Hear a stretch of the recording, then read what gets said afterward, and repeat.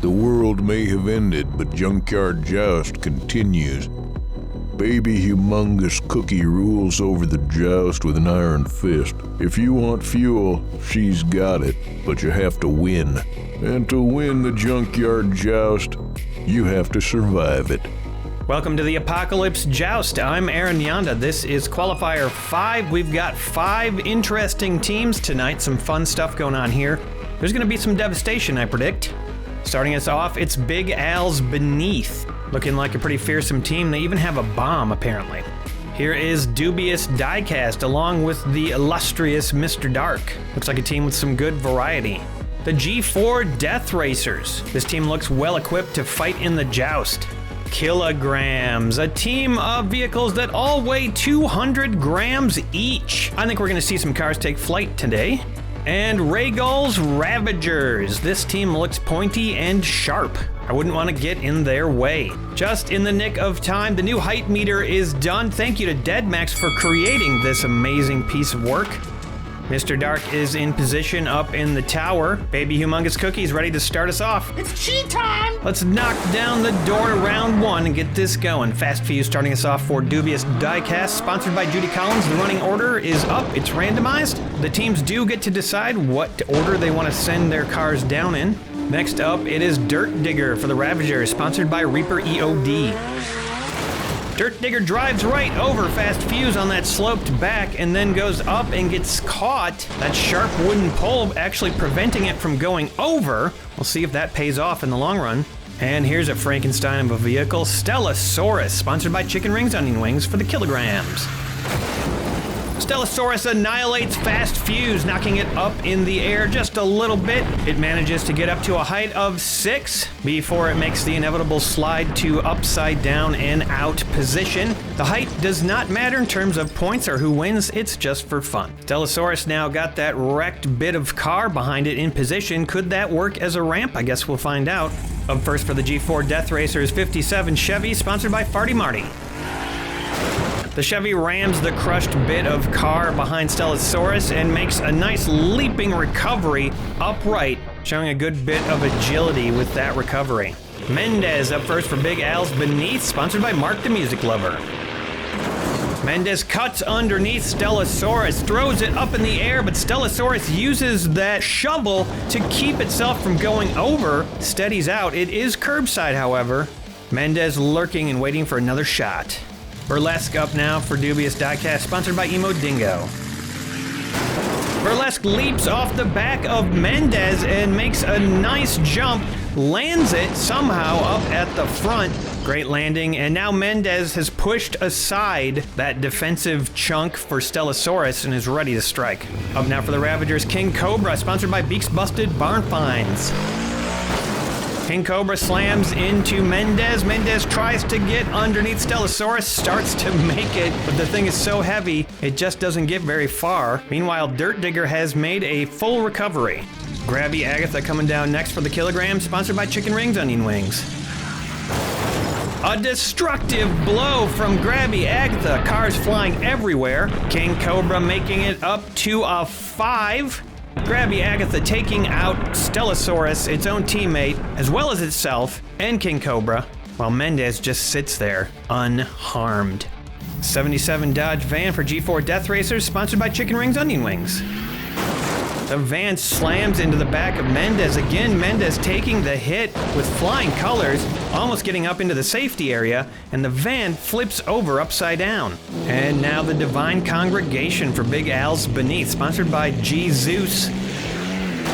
And the Divine Congregation is in position, manages to stay locked in on the track. That ramp is set up right down there. This is going to come into play in a big way for the rest of this round, unless someone can knock it out of there. Lowrider going to take the plunge first for Dubious Diecast, sponsored by Jason's Bits Boys. And plunge it does, straight into the wall, back again, flips over, upside down. That is going to be a straight up elimination, making it up to a height of 5 before it falls back down again, upside down, right next to one of its teammates. Blue Monday is up next for the Ravagers, sponsored by Sicken. Blue Monday hits the ramp, hits the wall, bounces back again, and lands sideways on the track. Makes it to a level 5, flips over, upside down, prone. It could actually work as a protective barrier for that jump. I guess we'll see what happens. I have a feeling Blue Monday is going to get knocked out of position. Rosie Thunder for kilograms, sponsored by Sloss Automotive Sachet and Buffet. A surprisingly gentle hit. I expected Blue Monday to be knocked into next week, but it didn't happen. Rosie Thunder slowly driving onto the ramp, but not going all the way up. This could work as a protective barrier. 69 Ford Mustang for G4 Death Racers, sponsored by Chorgoth the Infinite Horror. The Mustang takes a shot at Rosie Thunder. It starts to go sideways. It's sliding. Is it gonna slide off? It's still sliding. It's not moving, it's sliding, it's over. It's done. Rosie Thunder upside down. On Guard for Big Al's Beneath, sponsored by Stump's Tree Farm.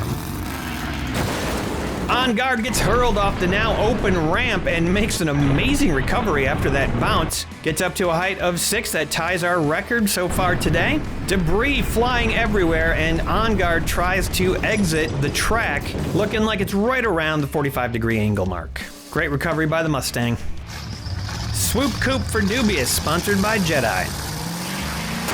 Swoop Coupe hits the ramp and the Mustang and takes a bad bounce, goes over and out. The Mustang gets tossed, but again stays right side up, and that's going to be another elimination for Dubious Diecast. Although realistically, about 3/4 of the field eliminated at this point. Evil Eye for the Ravagers, sponsored by Chome. Evil Eye goes off the ramp, hits the wall. I'm gonna guess probably a 5, maybe a 6, and it is a 7. Oh, because of the pole, it made it all the way up to 7, and then it just plops down, upside down. Big belly flop there, and that thing is done. And so is the Mustang now because of that hit. Here comes a big one, delivering Dottie for the kilogram, sponsored by Sid from Cybertron. Gets over the ramp, and look at this. It doesn't bounce back enough to eliminate itself. It flips up a little bit, but right now that truck is in position to survive if it can stay like that. Shoebox up now for the Death Racers, sponsored by Hendrika's Heavy Hauling. The shoebox takes the ramp, smashes into Deliverin' Dottie, and goes straight upside down. And it looks like that hit on Deliverin' Dottie might have pushed it near the brink of elimination. Here comes the Divine Bomb for Big Al's Beneath, sponsored by Bentley's Brakes and Bumpers. The Divine Bomb goes right off of its teammate, smacks that wall really hard, and goes straight over and upside down. It looked like it was going to recover, and then it just tipped at the last second. But wow, what a hit. I think the wall barely survived that. Ghoul Bust for Dubious Diecast, sponsored by DYW Production Labs. The Ghoul Bust gets another big hit in on the wall. Man, I hope that thing is strong. Ghoul Bust goes straight upside down, but look at what happens in the meantime. The Mustang makes a recovery, thanks to the Ghoul Bust. The most pointy of all Regal's Ravagers, the Range Runner, sponsored by Chicken Rings Onion Wings. The Range Runner bounces somehow off the jump. Looks like it bounced squarely off the Ghoul Bus and makes a nice landing, staying upright with all those poles probably helping a lot. And another big hit from Deliverin' Debbie this time, kilograms, sponsored by Sean's Toy Room. A massive collision, and Deliverin' Debbie takes down Range Runner, turns over sideways itself just like a bomb blast that hit. Poles flying off of Range Runner all over the place. This round has just been a bloodbath.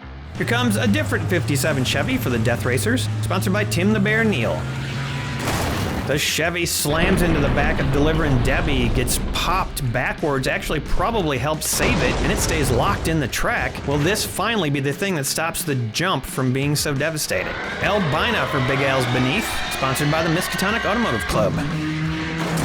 Albina gets under the 57 Chevy. The Chevy makes a nice level recovery next to the other 57 Chevy. And now Albina looks like it could actually get under the Divine Congregation, but that was the final car of the round, so that's not going to happen this round anyway. And yeah, this round was a bloodbath indeed. 15 eliminations, a record for this competition so far. Digging down through the pile, and we're finding a couple of vehicles that are still around. In fact, all the teams are still in this. A lot of losses, but every team still has one in the match, so it's still anybody's game. Big Al's Beneath looking incredible with 4 left. G4 looking great with 3. All 3 other teams 1 left. they are definitely not out of it. A lot of rowdy groups of survivors here for the Apocalypse Joust. Luckily, the Yonda County prison bus still on site if there's any trouble.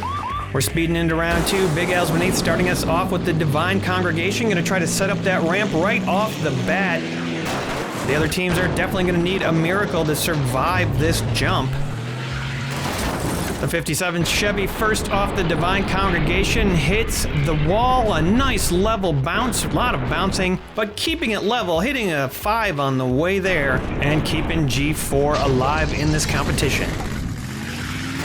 A fast drive straight into the wall in another incredible recovery from Burlesque. Twisting and turning, but making it happen. Up to a 5, and Dubious Diecast stays alive. Mr. Dark approves.